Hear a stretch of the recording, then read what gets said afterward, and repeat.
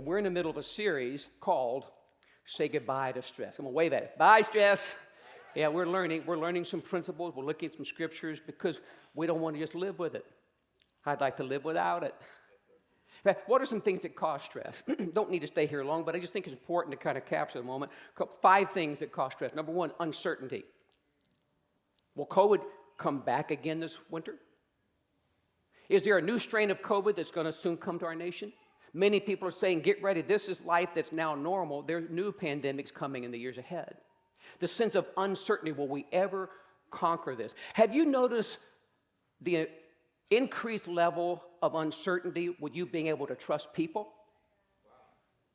They say they are, but they don't. So there's a sense of, I don't know when they say it, it's very uncertain if it really will happen.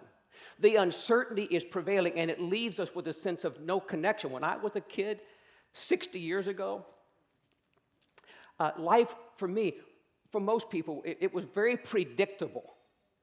And you go cookie cutter. It was very predictable. Today, that's not the case.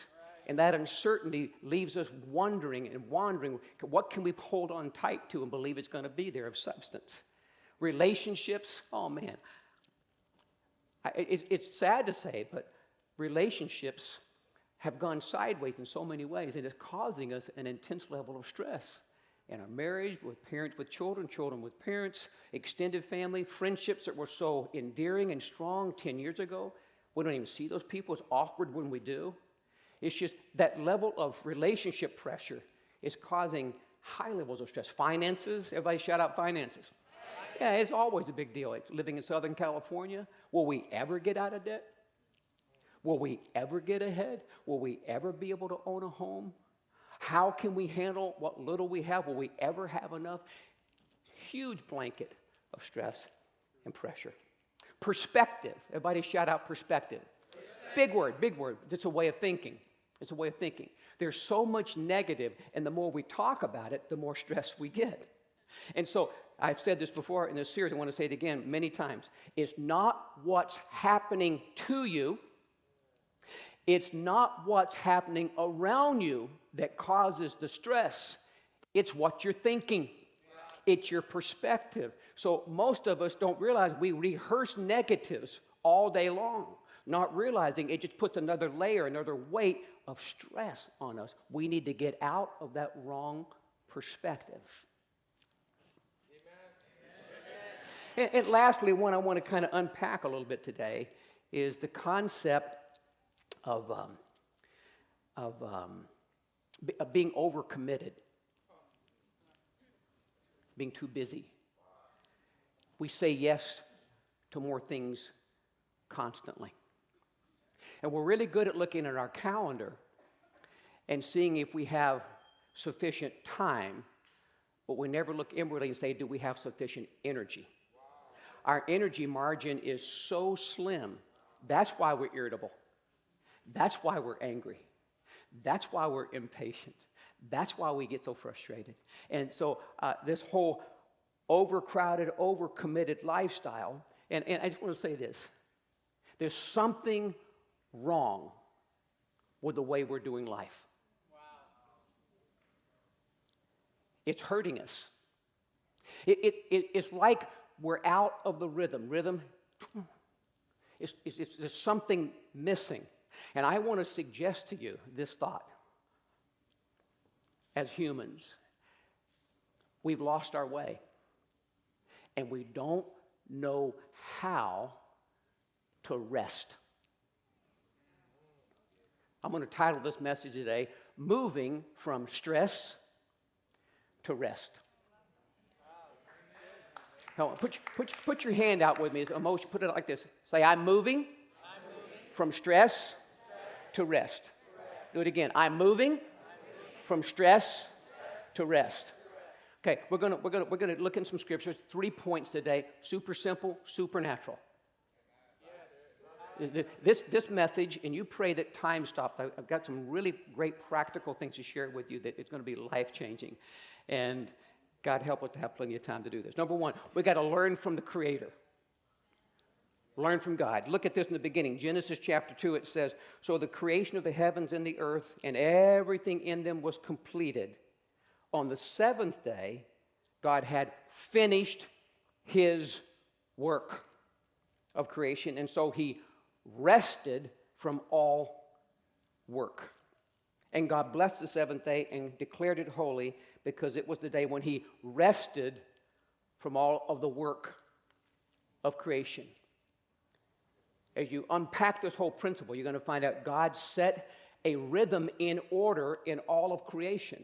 And that order would be that we work, rest. Work, rest. Work, rest. And we've lost the rhythm. We've lost our way. We get the work part, and we try to do the rest part, but we're not quite getting it. In fact, that's the beginning. That's the creator. And it wasn't working in humans, so he shifted it from a model to a commandment. He modeled it, and then he made a commandment. Everybody knows the 10 Commandments in the Bible. In Exodus chapter 20, you know the big 10? God wrote with his finger on tablets of stone, gave them to Moses. Moses gave them to the people. You know, don't murder. Don't steal. Don't covet. Don't falsely accuse. Don't worship an idol. Don't commit adultery. Don't take God's name in vain. And then he throws in, remember to rest. It's one of the big 10. Wow. The reason being, humans had not caught the principle, and they had lost their way. And God attempted to bring them back into the right way to live, the right way to live. Work really hard. Not saying don't work, it's saying work really hard and be fruitful and multiply. Make things happen. Then rest. Then rest.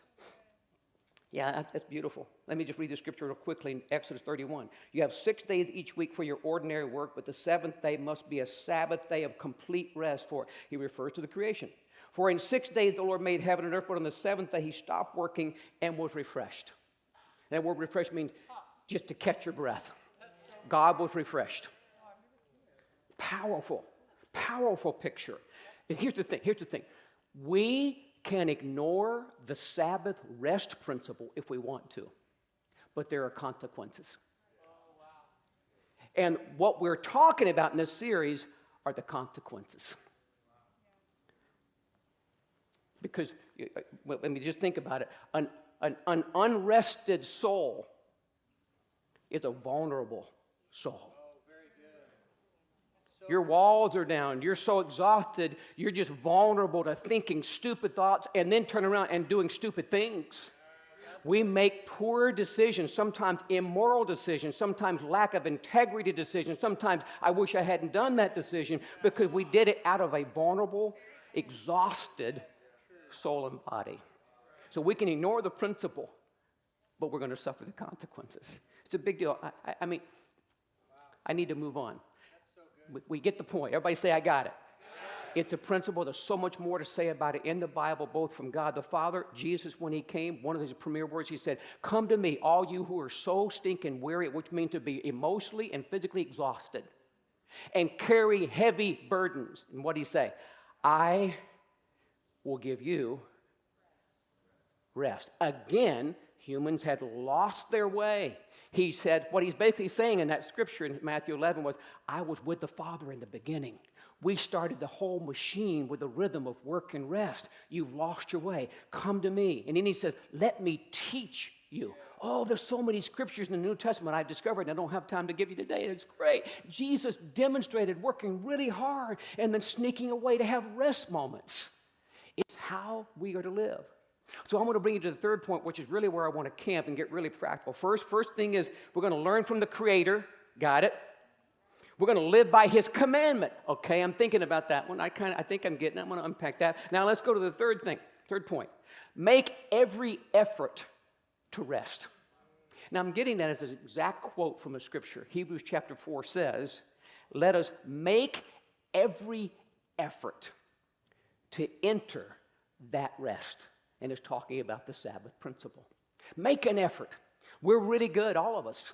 We're making a really big effort of being successful in our career, and we should. We're really good at making a big effort of making our children successful in 59 things. We're really good at that.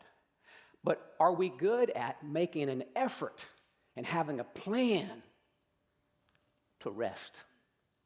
What do we mean by that rest? What are you talking about? You mean sleep in? You mean just take a vacation every month? Anybody up for that? What do you mean by rest?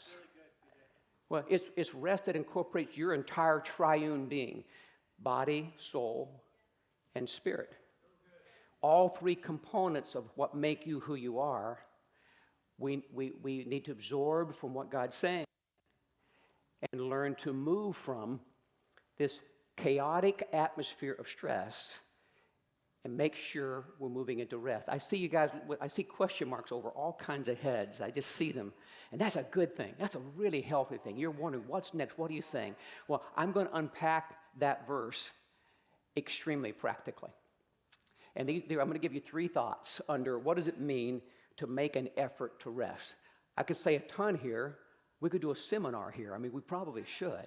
But let me just give you 3 points that I feel that were important to me that I want to pass on to you. Number one, take a break from technology.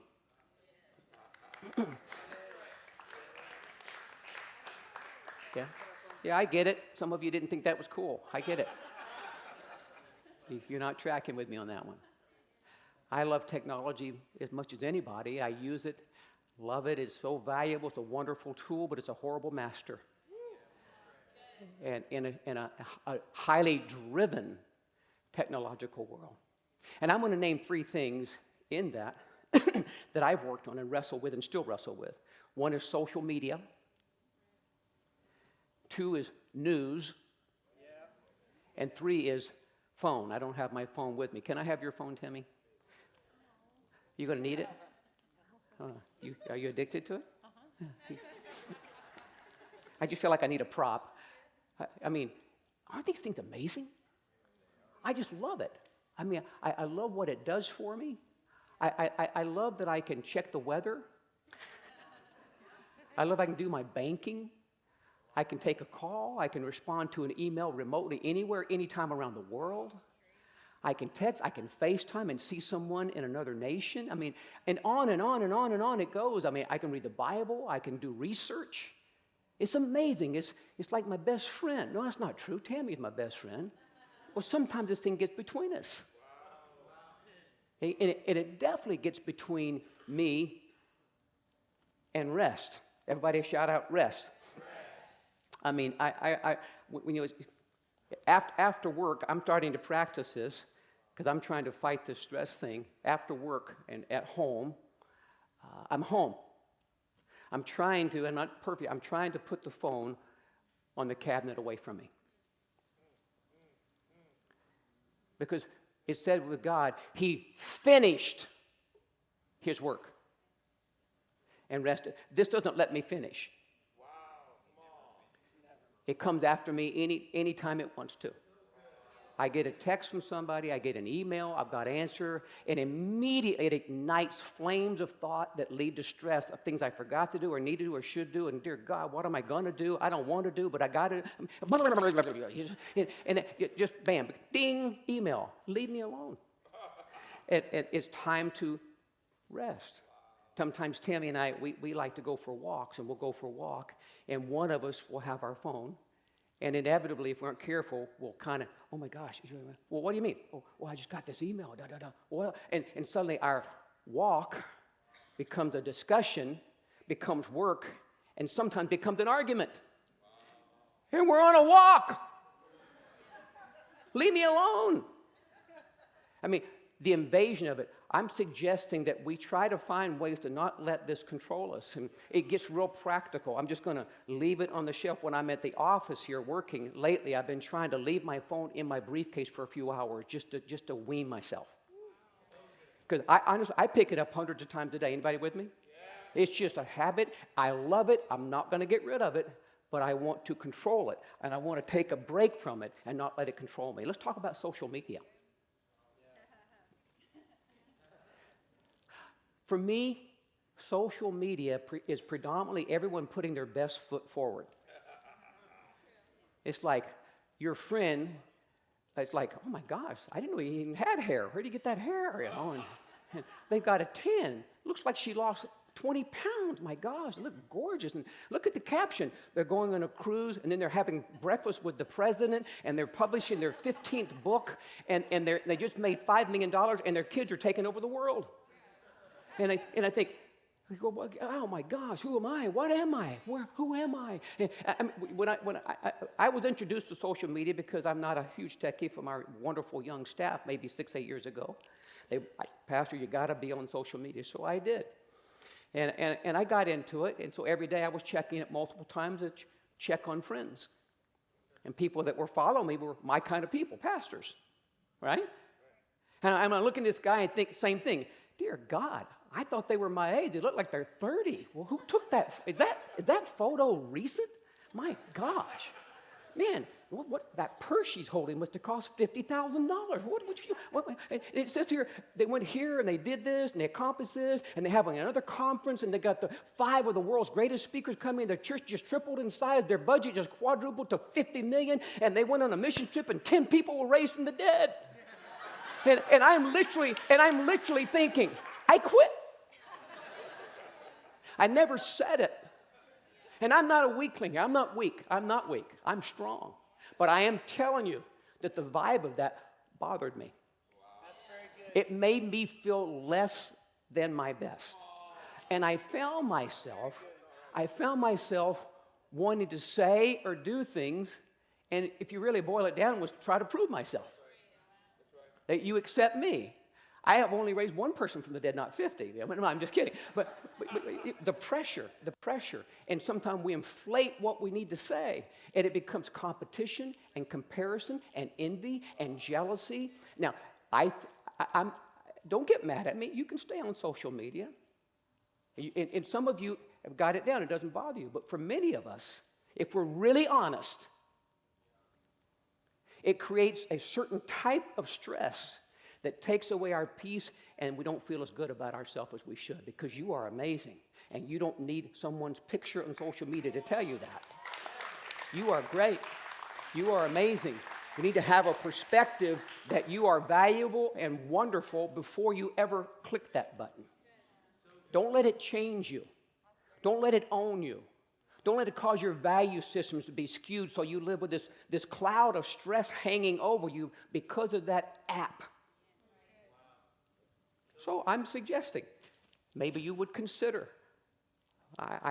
Here's my story with social media. About 2 or 3 years ago, I realized that was happening to me, and I'm strong. I'm not weak. I'm not giving you an image of a weak person. I'm very, very strong in control with those areas, but it was bugging me. So I decided to take a sabbatical break, and I never went back. Wow. So I, once in a while, check social media to see what's happening on my account, but I'm happy to say that it doesn't own me anymore, and that's a good thing. I like that. So just, you take that to heart. Maybe your sabbatical's one day. Tammy thought that was funny. Thank you, honey. I feel valued by your laughter. But I do this pretty often. I felt this morning. I'm saying with my eyes open, Holy Spirit, would you tailor this message specifically and uniquely to every person? There's not a right answer, it's your answer. But I'm being very practical because I'm a good pastor, I'm a good shepherd, I'm a good spiritual father, and I care about your soul. I care about you coming out of stress, and I'm telling you, this is a piece of it. So the phone and social media, the news, same thing. I've always been kind of a news-focused guy. I liked the news. Years ago when we had newspapers, I'd like to get away a couple days a week and read and just kind of have a cup of coffee and know what's going on. But I found myself about 1.5 years ago watching news stations, especially at night, and sometimes even in my office. I have a TV. And, really, all they're going to do is every 20 minutes cycle back through the whole world and tell you everything bad that's happening, pretty much. And it's information. I think we need information. I get it, and I do want to be informed, but I don't want to be controlled by I don't think humans were made by God to be able to sit in front of a screen and receive hours of that intense, horrible murder and rape and abuse and on and on and on it goes, coming at it. I don't need that. So again, for me, I cut it off 1.5 years ago and haven't missed it. And I do check the news maybe once a week and have someone tell me if something's going on I need to know about. But it brought me an absolute greater level of restfulness and peace. So, this is good preaching, really proud. You know what I think? I think if Jesus were on the earth today and he were teaching, I think he would teach exactly like what I'm teaching. I think he would talk about things that are very relevant to us humans that are hindering us from flourishing on the earth, what's causing the stress, and he would nail it. He would nail it. So just take that to heart and you'll consider the whole technology. Second thing, second part of, okay, how am I going to make an effort to rest, is schedule time for rest. And I think well, there's two parts to this, really. I'll divide it up. Schedule time for rest. Let's talk about the weekly thing, the whole Sabbath idea, having a day. I think it's important to have a day that you have scheduled in your calendar weekly that you're going to rest. It doesn't have to be the whole day, and it doesn't mean that, what is you Sabbath? It doesn't mean you sleep all day. It's not like I'm laying down to do the Sabbath, you know. The point is we're doing things that help us to disconnect from stress and experience peace and rest. I'm doing things, I want to disconnect on a certain day. Now, Sabbath for me, the whole day of it, I'm a pastor, so Saturday and Sunday are work days for me. So for the last 25, 30 years being a pastor, Monday is a holy day for me. So don't call me. And I've told our staff, you know, love you, your family, do anything in the world for you. If there's a crisis in the church or your life, call us on a Monday. If not, don't you dare. In fact, you're off on Monday too. Don't let anybody call you. It's a holy day, and on Monday we might take 2-3 hours. Sometimes it's longer, and we'll do things for Tammy and I that actually stimulate us to be rested and refreshed. Like tomorrow, I'm taking her to my favorite breakfast place in San Diego, and we're going to play cards, and we're going to drink a world-class cup of coffee and have breakfast. After that, I've got some special things planned we're going to do that are resting that she didn't know about yet. It's going to be really fun. And some days we'll take a bike ride. This is my bike. Some days we take a scooter ride. That's my scooter. Some days I don't go golfing. I hate golfing. I'm horrible at it, but I put them there. Some days we go to the beach, and we hang out and look for shells and jump in the water and put on the wetsuit once in a while, and just things that for us work for us. They're refreshing. And they just seem to push away the harassment of stress from the previous week. And we have a rule. We don't let each other talk about work. She'll stop me. I'll stop. No, let's not go there. We were having breakfast at that same favorite spot a few months ago. We really stressful season. We're having breakfast. We're trying to play cards. And we got into this heavy discussion about work stuff. I got so ticked off. I said, you finish, I'll meet you in the car. I got weird. It was overwhelmed because we didn't know how to hit the off button.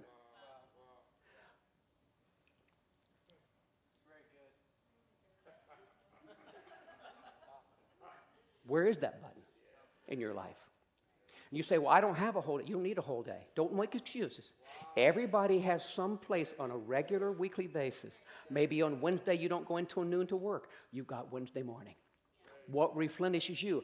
Go to a coffee shop and read a book, then go there and read a book. You can go work in the garden, a hobby that you have. Hang out with positive friends. Go to the beach. Go for a walk. Go for a hike. Go for a bike ride. What is it that restores your soul? What is it that invigorates you physically, emotionally, that stimulates so you feel refreshed? You're entering into rest.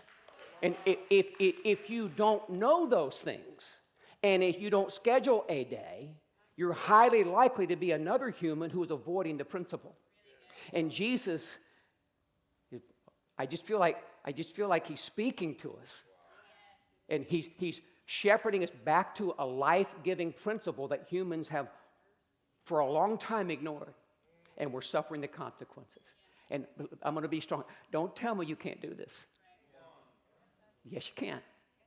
Yes, you can. You find that time. Put it in stone. Put it in your calendar. Now, before I was a pastor, I worked Monday through Friday. We had Saturday, Sunday. We had small children. And Tammy and I always on Saturday or Sunday. Church was always a part of our life on Sunday. But Saturday or Sunday, we would do activities, go to the beach, go to the pool, go to the park, do some fun thing with the kids, take them to the toy store and let them play for 3 hours. I mean, just fun things we knew worked for us, made us laugh, made us smile. I've been a big proponent of walking for 30 years. A couple miles up to 5 miles, and just walk and talk and be positive. Yeah. These are things we know we're going to do those things on that set day. That's my day. It's holy. God said, it's holy, and the word holy means set apart. In my calendar, don't mess with my Monday. That's very good. And there's exceptions, of course, when it gets interrupted, but it's really rare. We've done it so well, so long, and we're not always perfect at it. But that's a holy day. I'm looking forward to tomorrow, baby. It's going to be fun. What's your day? What's your day? Now, that would be the day of the week, but also there's the concept of just daily looking for rest. So the concept of what do I do? What can I do when I'm feeling stressed on any given day? And for me, I redline. Anybody know what redlining is? I mean, it's a scary point you don't want to get at. I get irritable. I get agitated. I can get angry. I don't mean to be. It started happening about 10 years ago. Something happened in my body chemistry. I don't know what's going on. But when I'm there, I'm aware of it. I'm aware of it. So when it comes to daily, here's a couple keys. We have to learn to be self-aware. So I'm aware, and Tammy notices that she's aware and says, I think you should go for a walk.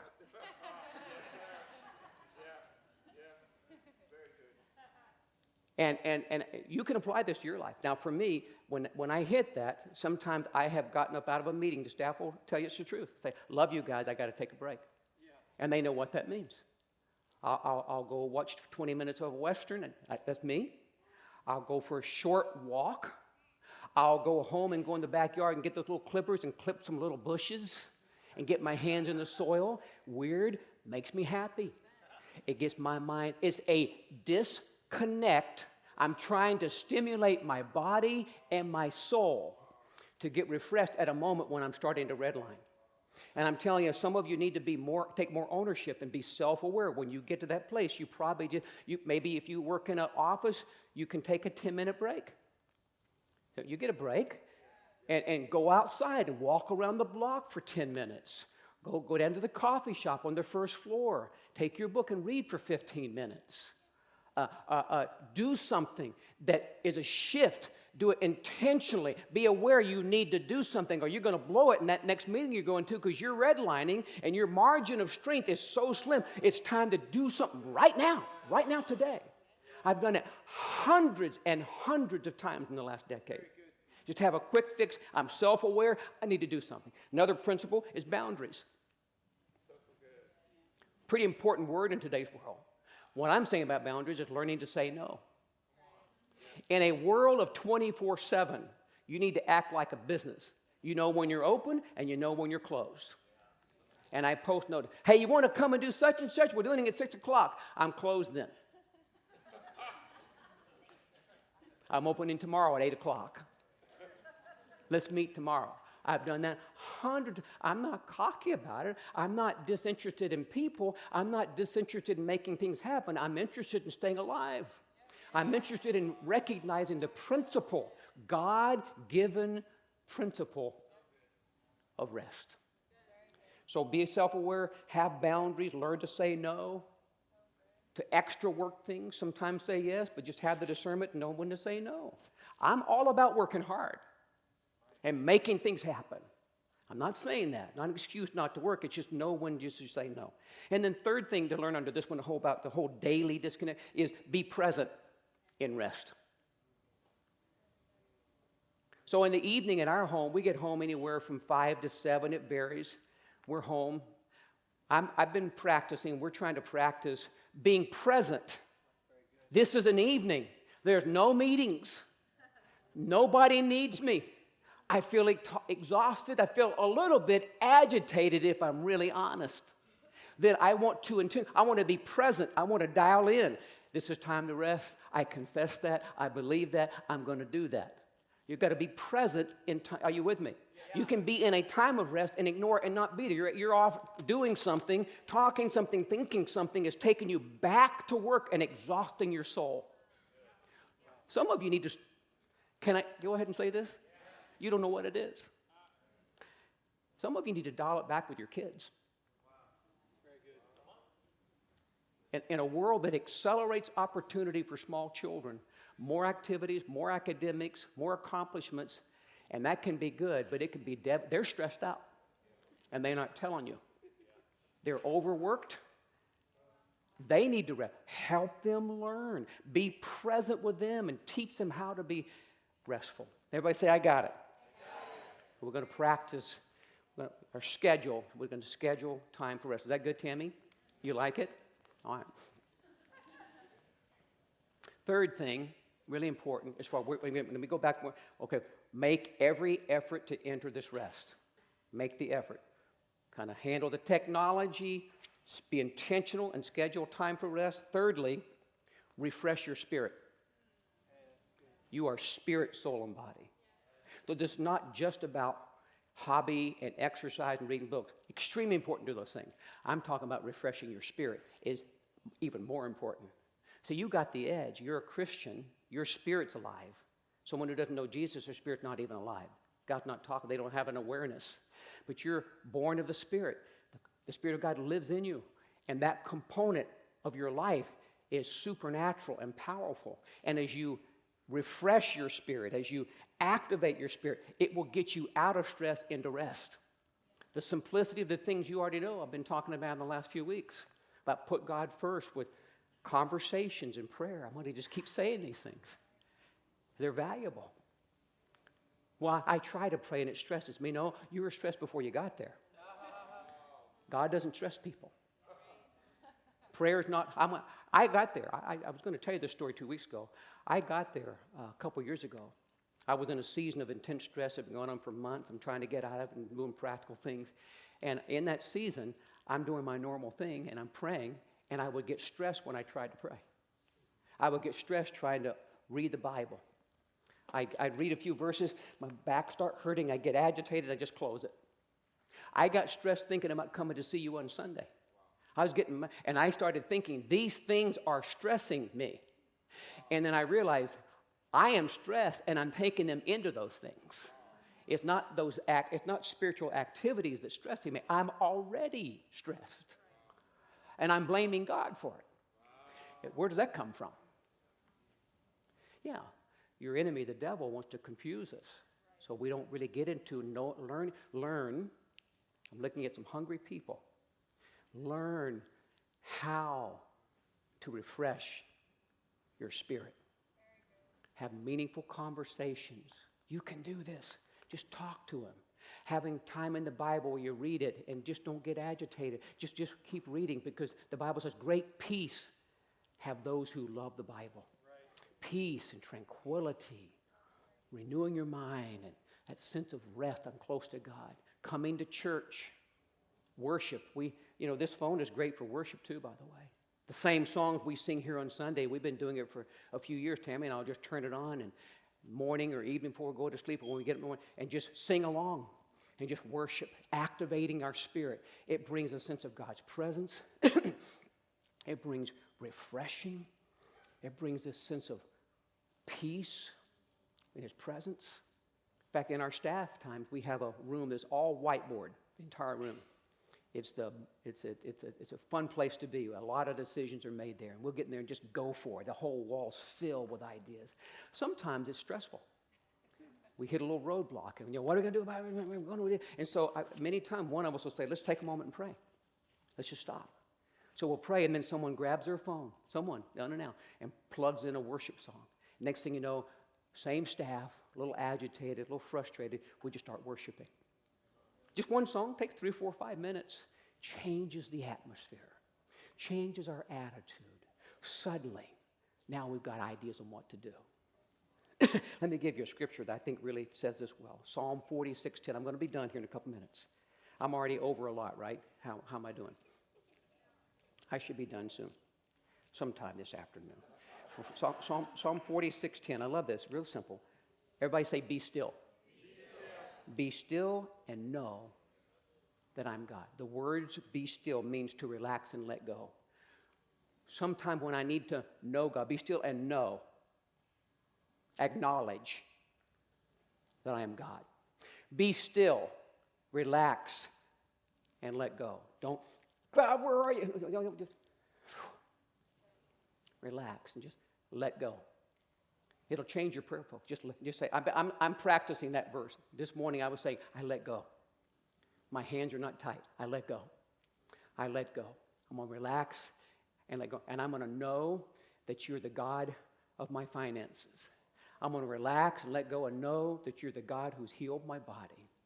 I'm going to relax and let go of the things that have been stressing me about the church and all those people with their problems. No, just kidding.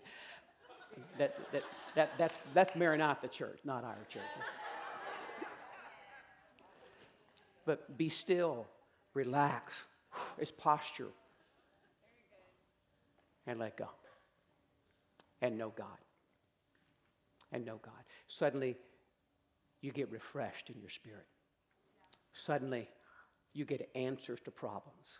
I keep saying I'm going to tell you a story, and every week we'll run out of time. I've got this great story. Bottom line, I'm not going to tell you. But the bottom line is that part of the rest journey is spirit, body, soul, and spirit. Spirit. Be a Christian. Refresh your spirit on a frequent basis. Prayer, Bible, worship, coming to church, going to your small group, all those things are spiritual, they're dynamic, and they're powerful. They refresh your spirit. And in that context, how many times have Tammy and I in our lives gotten answers to questions, solutions to problems, and incredible open doors simply because we got rested and refreshed. We couldn't hear, we didn't know what to do, we're stressed, and suddenly the answer comes. We've lost our way. And our God in heaven is saying, I want to teach you the rhythm of life. Work, work, work, work, work. Rest. If you don't get this, we're just going to be like everybody else and just deciding to live under the weight of so many problems and pressures.